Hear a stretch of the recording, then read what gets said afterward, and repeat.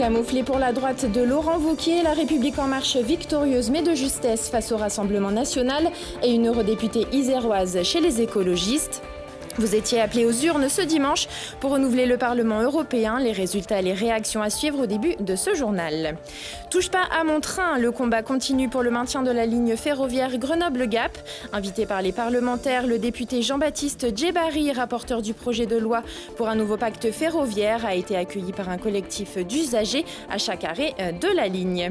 Et puis c'est une vague arc-en-ciel qui a déferlé dans les rues de Grenoble samedi pour la marche des fiertés.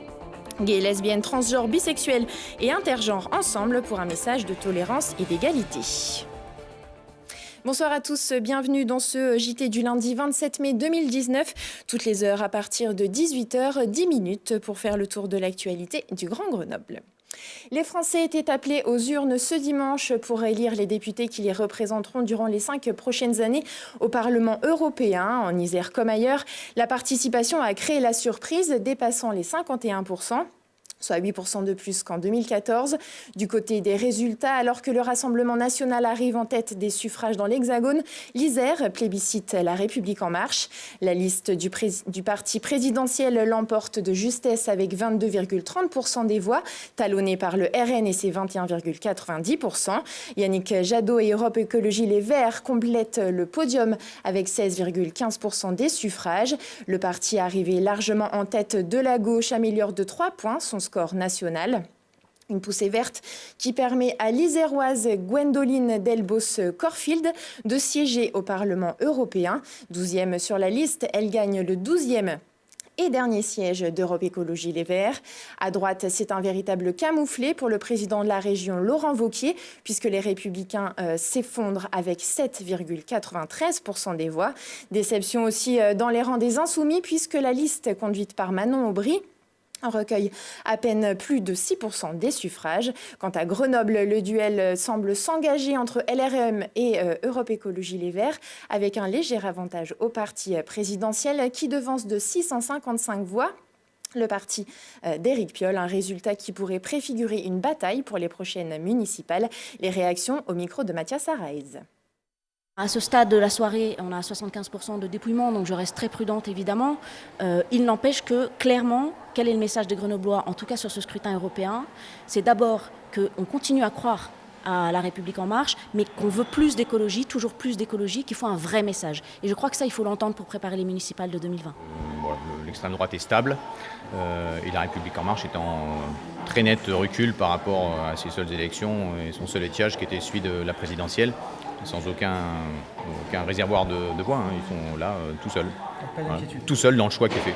Ce n'est pas une question d'inquiétude, on est là plutôt en train d'exprimer une frustration parce que c'était une élection européenne majeure dans laquelle un arc humaniste et citoyen était en capacité d'être en tête et de proposer un projet positif plutôt que de se morceler pour savoir qui pense ça de quoi et puis finalement créer des frontières souvent artificielles.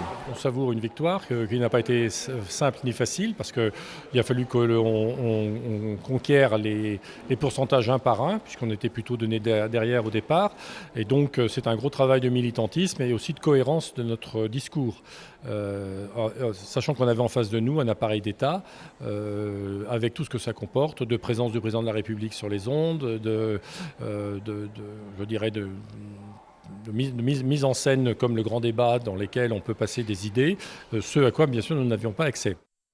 Et si le Rassemblement national sort vainqueur de ces élections, quelques communes résistent à la poussée bleu marine. Elles seraient 117 en France et parmi elles, Villars-Rémont en Oisans, des communes qui n'ont enregistré aucun vote pour le parti de Marine Le Pen.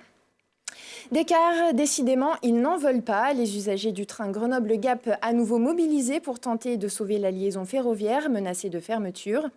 Réunis en collectif, ils ont pu rencontrer ce lundi Jean-Baptiste Djebari, invité par les parlementaires des Hautes-Alpes.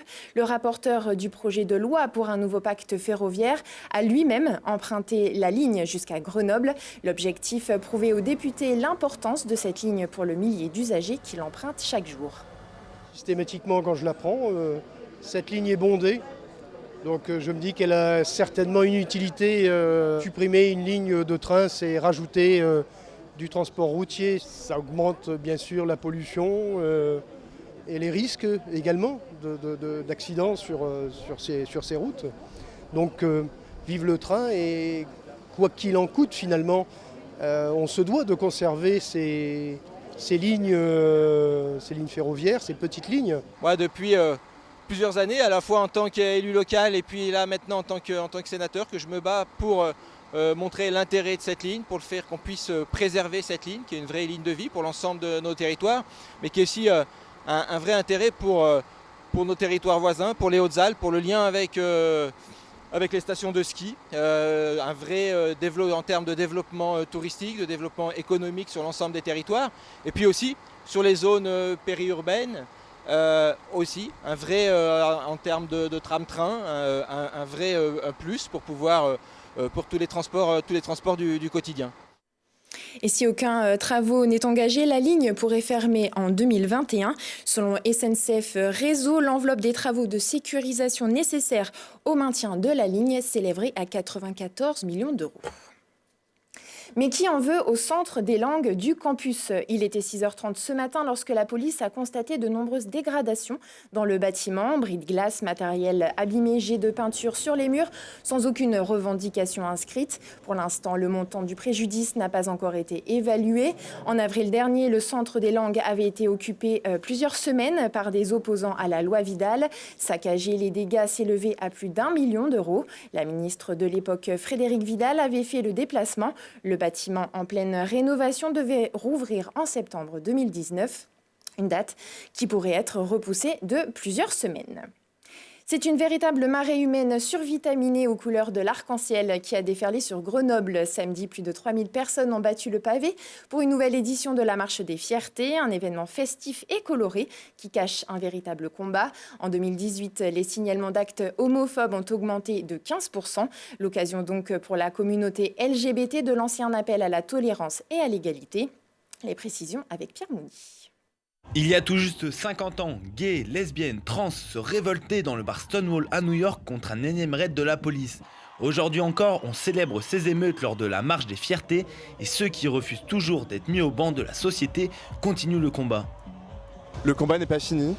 Rien que la hausse des agressions transphobes, homophobes et plein d'agressions envers la sexualité des personnes ont augmenté rien que ces dernières années. Le combat n'est vraiment pas fini.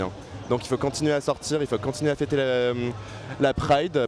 Si la Gay Pride a aujourd'hui l'image d'une grande fête, beaucoup de participants considèrent qu'il s'agit aussi d'une manifestation politique.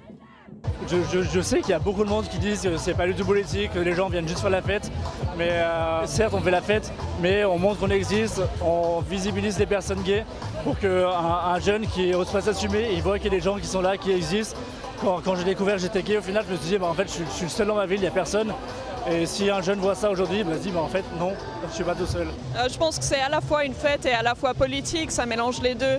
C'est important de se rassembler pour montrer aux gens qu'on est encore là, qu'on est encore présent et que voilà, on a besoin d'être accepté. Une manifestation pour plus de tolérance et d'égalité. Mais des revendications claires sont aussi exprimées, comme l'ouverture de la PMA à tous les couples. C'est important toujours de militer et d'être présent politiquement parce qu'on voit encore qu'on a des avancées à faire. Des choses qui nous sont promises et qui sont repoussées aux calendes grecques. Cette année à Grenoble, plus de 3000 personnes ont défilé joyeusement aux couleurs de l'arc-en-ciel avec un seul mot d'ordre, célébrer l'amour pour tous. La Marche des Fiertés qui marquait le lancement officiel de la 4e édition du Grenoble Pride Festival. 15 jours pour sensibiliser la population autour des cultures LGBT, avec au programme du théâtre, des concerts, une rando et bien sûr des conférences. Pour en savoir plus, rendez-vous sur le site grenoble-pride-festival.fr. Et puis en rugby, on connaît désormais l'adversaire du FCG pour le match de barrage. Les rugbymen grenoblois iront chercher à Brive leur maintien en top 14. Réponse dimanche après-midi. Prochain rendez-vous avec l'actu dans 1 heure et en replay sur télégrenoble.net. Très belle soirée à tous.